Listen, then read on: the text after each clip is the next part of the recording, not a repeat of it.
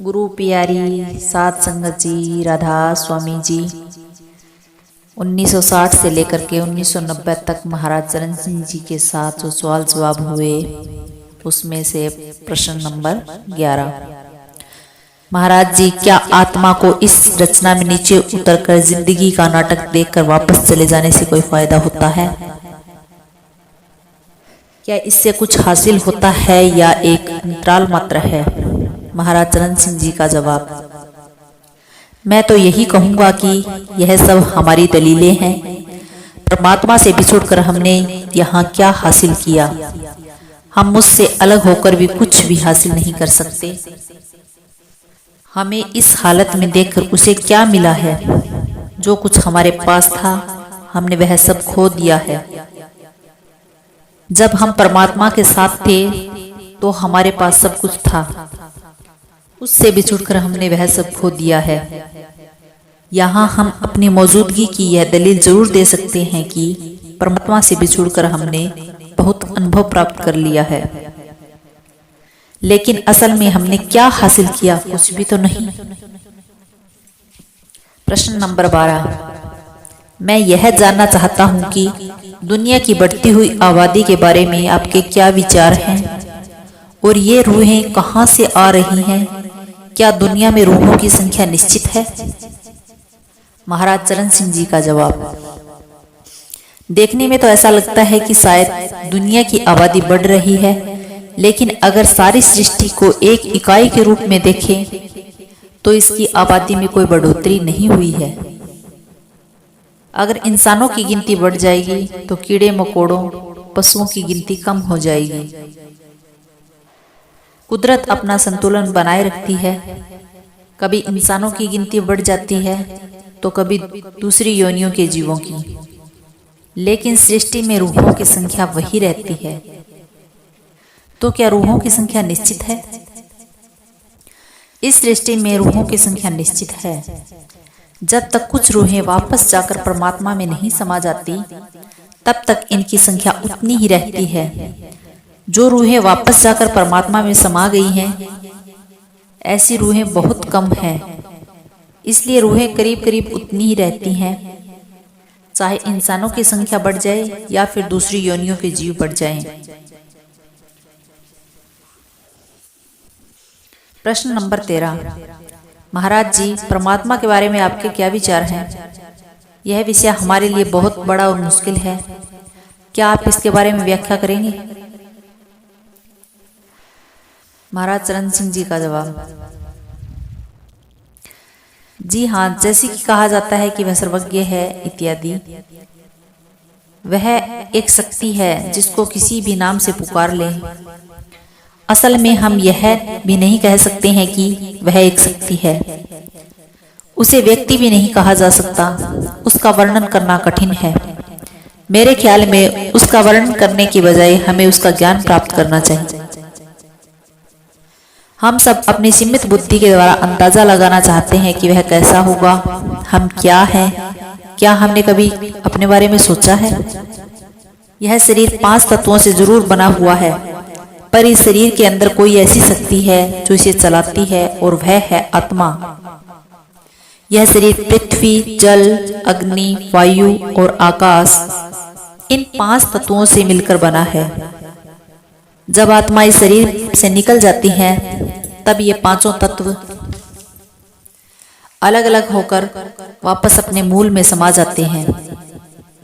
जब तक आत्मा इस शरीर में है हम जीवित हैं, हम घूमते फिरते हैं और हर एक तरह के काम करते हैं। आत्मा क्या है? हमने लोगों को मरते हुए देखा है। क्या हम में से किसी ने कभी किसी के मरते शरीर, उसके शरीर में से कुछ निकलते देखा है? हमें आत्मा के स्वरूप का पता नहीं। इसका मतलब है कि हमने अपने स्वरूप का भी पता नहीं है। जब हम अपने बारे में कुछ नहीं जानते तो हम परमात्मा के बारे में क्या अंदाजा लगा सकते हैं? हमारी जो धारणा अपने बारे में है वही परमात्मा के स्वरूप के बारे में होनी चाहिए। परमात्मा खुद हमारे अंदर अपनी भक्ति पैदा करता है, अपना ज्ञान वह खुद देता है, वह खुद हमारे अंदर है। मैं नहीं समझता कि हम शब्दों के द्वारा यह समझा सकते हैं, पर अंदरूनी तौर पर हम जानते हैं कि वह हमारे अंदर है। तर्क द्वारा यह सिद्ध नहीं किया जा सकता कि परमात्मा एक है, उसकी हस्ती है, वह हम सबके अंदर है और हम सभी उसी के अंश हैं। हम उसी से आए हैं, उसी में समा जाने के लिए कोशिश कर रहे हैं। यह आत्मा ही परमात्मा की कुदरती कोशिश है। उस प्रभु ने खुद ही हमारे अंदर यह कुदरती कशिश पैदा की है। यह कशिश हमें उसकी ओर जाने के लिए मजबूर कर रही है। बिना इस कशिश के हम कभी उसके बारे में सोच भी नहीं सकते। वह खुद हमारे अंदर है, अपनी भक्ति, अपने मिलन से तड़प पैदा करता है। इसलिए उसके असली स्वरूप का वर्णन करना बहुत मुश्किल है।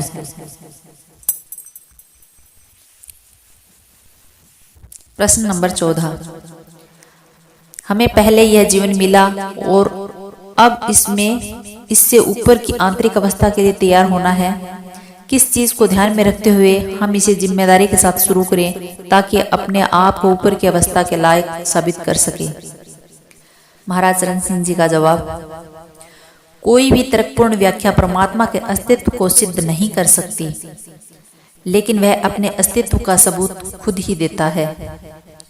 जब वह हमारे अंदर एक तरह का अकेलापन पैदा कर देता है, तो फिर अकेलेपन की यह कसक हमारा पीछा ही नहीं छोड़ती, चाहे हम इस संसार में कुछ भी हासिल क्यों न कर लें। वास्तव में यह आत्मा की अपनी असल की ओर कुदरती कशिश है। जब तक यह अपने मूल, अपने असल में वापस नहीं समा जाती, इसे कभी चैन नहीं मिलता। इस तरह आत्मा का इस शरीर में मौजूद होना भी परमात्मा के अस्तित्व को सिद्ध करता है। प्रश्न नंबर 15। आप कहते हैं कि हमारा मन इस अवस्था में परमात्मा को समझने के काबिल नहीं है और हम अपनी सीमित बुद्धि के द्वारा उसे समझ नहीं सकते, लेकिन आप यह भी कहते हैं कि विश्वास पैदा करने और अमल करने के लिए बुद्धि की तसल्ली भी जरूरी है। फिर बुद्धि की तसल्ली कैसे की जा सकती है? महाराज जी का जवाब, परमात्मा अपने होने का विश्वास खुद ही हमारे अंदर पैदा करता है। दलील के आधार पर हम कभी किसी को यह विश्वास नहीं दिला सकते कि परमात्मा का वजूद है। परमात्मा खुद हमें यह विश्वास दिलाता है कि उसका वजूद है, वही रचयिता है, वह हर एक के अंदर मौजूद है, वह हमारा स्वामी है और हमें उसकी जरूरत है। वह अपने वजूद का सबूत खुद देता है। हम बुद्धि के बल पर परमात्मा के बारे में नहीं जान सकते। बुद्धि द्वारा कभी किसी को तसल्ली नहीं दी जा सकती। आत्मा हमारे शरीर के अंदर है और वह परमात्मा का ही अंश है। हर आत्मा में परमात्मा बनने की काबिलियत है, क्योंकि आत्मा की कशिश हमेशा अपने परम पिता परमात्मा की ओर होती है। इसलिए जब आत्मा में परमात्मा से मिलने की तड़प जाग उठती है, तब वह अपने वजूद का सबूत खुद देता है। यह उसके बिना कभी सुखी नहीं हो सकती। यह उसके लिए सदा तड़पती रहती है, किसी ऐसी अनजान चीज के लिए जिसे हम परमात्मा कहते हैं। इस तरह उसका सबूत खुद ही मिल जाता है। हम दलील द्वारा अपने मन को परमात्मा के हस्ती के बारे में विश्वास नहीं दिला सकते। अफसोस तो इस बात का है कि जो हमें नजर आता है या जो है, वास्तव में वह सच नहीं है। जो हमें दिखाई नहीं देता वही सच है। जो अस्तित्व में है, जो हमें इस रचना में दिखाई देता है, उसकी कोई असलियत नहीं है। और जो हमें इस रचना में दिखाई नहीं दे रहा, वही सच है। तर्क के आधार पर हम न तो परमात्मा के बारे में और न ही रचना के बारे में विश्वास दिला सकते हैं, लेकिन परमात्मा खुद ही अपने होने का सबूत देता है। उन्हें भी जो उसमें विश्वास नहीं रखते, लेकिन जब तक दिल में तड़प पैदा नहीं होती, न तो कोई उसकी तलाश करेगा और न ही कभी कोई उसके पास वापस जाने की सोचेगा। ऐसा नहीं है कि धर्म ग्रंथ पढ़ने से, सभाओं या सत्संगों में जाने से ही परमात्मा के लिए कशिश पैदा होती है। वह खुद ही हमें अपने अंदर में अपनी तरफ खींच रहा है। हमारे जरिए वह खुद अपनी भक्ति करता है। जब हमें उसके अस्तित्व पर विश्वास हो जाता है, तब परमात्मा के अस्तित्व को सिद्ध करने के लिए किसी भी सबूत की जरूरत नहीं है। वह विश्वास तो हमारे अंदर पहले से ही है।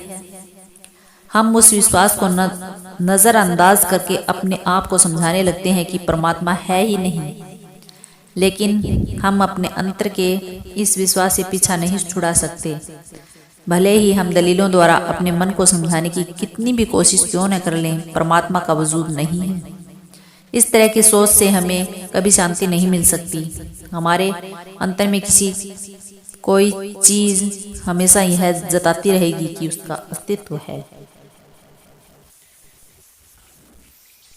प्रश्न नंबर 16, अगर परमात्मा स्वयं ही अनेक रूप धारण करके यहाँ प्रकट हो रहा है, तो क्या इसका मतलब है कि वह हर एक के अंदर मौजूद है? महाराज चरण सिंह जी का जवाब, हाँ, परमात्मा हर एक में मौजूद है। परमात्मा ही एकमात्र सच्चाई है। जहाँ कहीं भी परमात्मा है वही असलियत है। लेकिन वह शरीर रूपी घर में जिसमें परमात्मा रहता है, उसकी कोई असलियत नहीं, वह सब नाश हो जाएगा। यह शरीर जिसे हम सच समझते हैं वह राख हो जाएगा, जल जाएगा, मिट्टी में मिल जाएगा। इसका अपना कोई वजूद नहीं रहेगा। यह सच नहीं है। फिर असलियत कहाँ है? परमात्मा तो शरीर के साथ अग्नि के स्पुर्द नहीं किया जा सकता, या शरीर के साथ कब्र में दफनाया नहीं जाता। दरअसल परमात्मा ही सच है। बाकी सब चीजें नाश हो जाएंगी, फना हो जाएंगी। परमात्मा कभी फना नहीं होगा। इसलिए परमात्मा ही सत्य है, जबकि बाकी सब चीजें नाशवान हैं। दुख की बात तो यह है कि हम जो देखते हैं, महसूस करते हैं और छू सकते हैं वह सच नहीं है। जो हम नहीं देख पाते वह सच है, जिसे हम छू नहीं सकते वह सच है। दुख की बात तो यह है कि हम केवल उसी से प्रेम कर सकते हैं जिसे हम देखते हैं, जिसे हम महसूस करते हैं, जिसे हम छू सकते हैं, जिसे हम पकड़ सकते हैं।